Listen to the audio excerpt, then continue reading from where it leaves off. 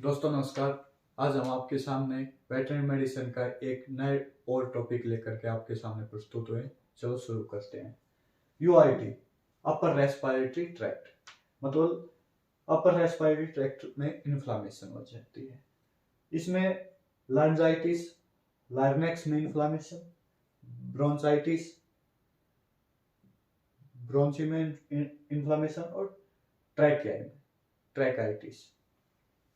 ठीक है, तीनों में इन्फ्लामेशन हो जाएगी। ब्रोंचाइटिस तो लंग्स के अंदर होती है, लार्ंजाइटिस लंग, लार्नेक्स ये अपने श्वास नली के नजदीक होती है, ट्रैकिया अपने ये होते हैं। ये पशुओं के अंदर की मैं बता रहा हूँ। Which is characterised by coughing, पशु को खांसी हो जाएगी। Difficulty in respiration, sound in respiration, सांस लेने में दिक्कत होगी और सांस में आवाज आएगी, सांस लेगा जब पशु। आगे चलते हैं, इसकी इटियोलॉजी पर ध्यान देते हैं थोड़ा सा।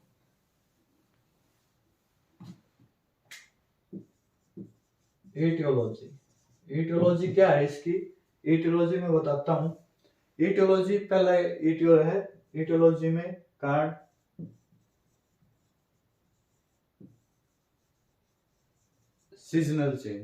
सीजनल चेंज में क्या है कि मौसम का परिवर्तन, एकदम से सर्दी से गर्मी, गर्मी से सर्दी, एकदम बरसात का मौसम आ जाए तो उसमें भी आप यूआईटी देख सकते हो। दूसरा बाय इन्फेक्शन में वायरल भी हो सकता है और बैक्टीरियल भी हो सकता है। ठीक है। तीसरा है एनवायरमेंटल इरिटेंट, मतलब पशु कोई भी पोल्यूटेंट पार्टिकल इनहेल कर ले उससे। ठीक है। और एक चौथा पॉइंट है, आप कोई भी ड्रग दे रहे हो पशु को, कोई भी चारा दे रहे हो या फिर ड्रग दे रहे हो, ऐसा मतलब कहने का मतलब ये है कि ऐसा चारा या फिर ऐसी दवाई दी हो जिसमें आपको पशु को एलर्जी कंडीशन पैदा करती हो। ठीक है, उसमें एलर्जी कंडीशन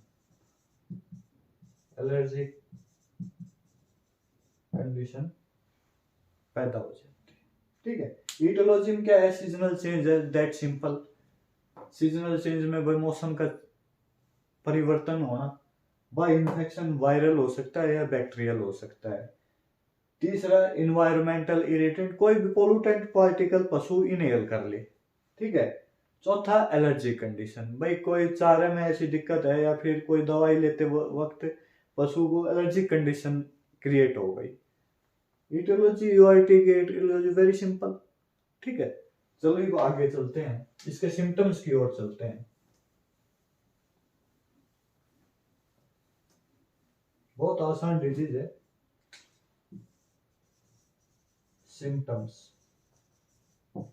सिम्टम्स में क्या है? फर्स्ट पॉइंट है ड्राई कफ एंड मॉइस्ट कफ। अब आम भाषा में बोलते हैं सूखी खांसी है, गिल्ली खांसी, मतलब एक में तो कफ आई और एक में बिना कफ की खांसी। पशु की ये भी दिक्कत हो सकती है। दूसरी, यदि पशु को ज्यादा दिक्कत है, इन्फ्लामेशन ज्यादा है, तो वो लंग्स तक पहुंच सकती है। लंग्स तक पहुंचने में देर नहीं लगाएगी। तीसरा है डिफिकल्टी इन रेस्पिरेशन।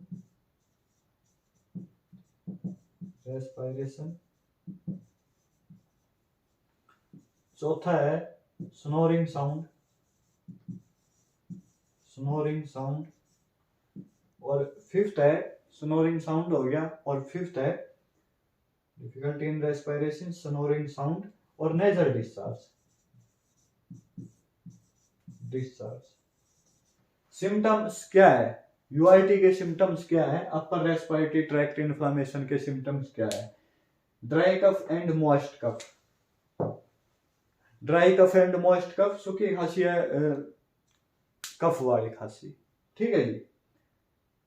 और यदि इन्फ्लामेशन ज्यादा है, पशु में इन्फ्लामेशन ज्यादा है, ट्रीटमेंट नहीं मिला, तो उसमें लंग्स तक भी पहुंच सकता है? लंग्स में पहुंच गए तो निमोनिया कहते हैं उसको, निमोनिया हो जाएगा पशु को। डिफिकल्टी इन रेस्पिरेशन, सांस लेने में दिक्कत आएगी।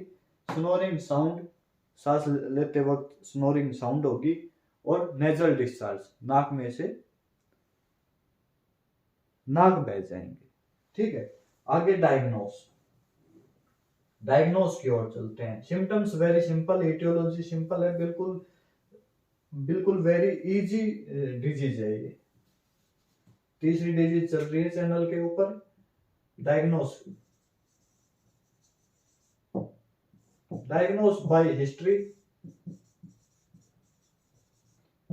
And by symptoms.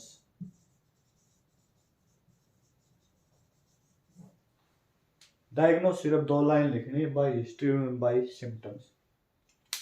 ट्रीटमेंट की ओर चलते हैं।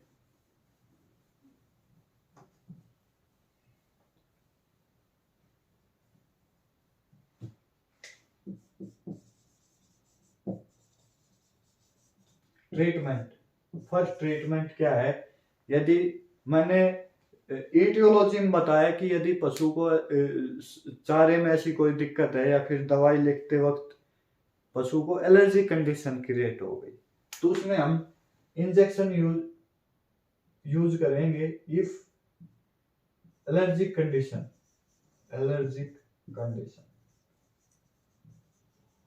तो हम इसमें इंजेक्शन यूज करेंगे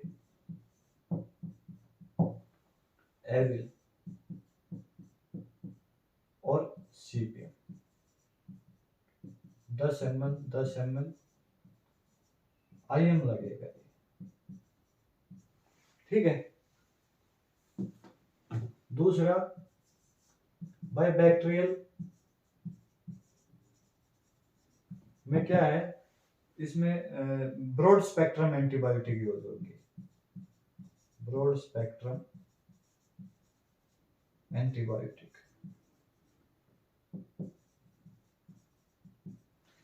ब्रॉड स्पेक्ट्रम एंटीबायोटिक में क्या यूज कर सकते हैं? ब्रॉड स्पेक्ट्रम एंटीबायोटिक क्या होती है? जो ग्राम नेगेटिव पे भी इफेक्ट डाले, किल करे, और ग्राम पॉजिटिव पे भी इफेक्ट डाले, दोनों के ऊपर काम करे, वो ब्रॉड स्पेक्ट्रम एंटीबायोटिक होती है, ठीक है। तीसरा एनाल्जेसिक इंजेक्शन यूज करेंगे। डिफिकल्टी इन रेस्पिरेशन के लिए हम एनाल्जेसिक यूज करेंगे। उसमें हम मैक्लोडाइन भी यूज कर सकते हैं, ठीक है। 20 ml बड़े पशु में IM यूज कर सकते हैं। कीटोप्रोफिन यूज कर सकते हैं, उसमें 15 से 20 ml IM यूज कर सकते हैं। नोवाल्जीन यूज कर सकते हैं, और भाई इसमें सिंपल अपना मेलोक्सी पैरा भी यूज सकते हैं, वो 20 ml IM।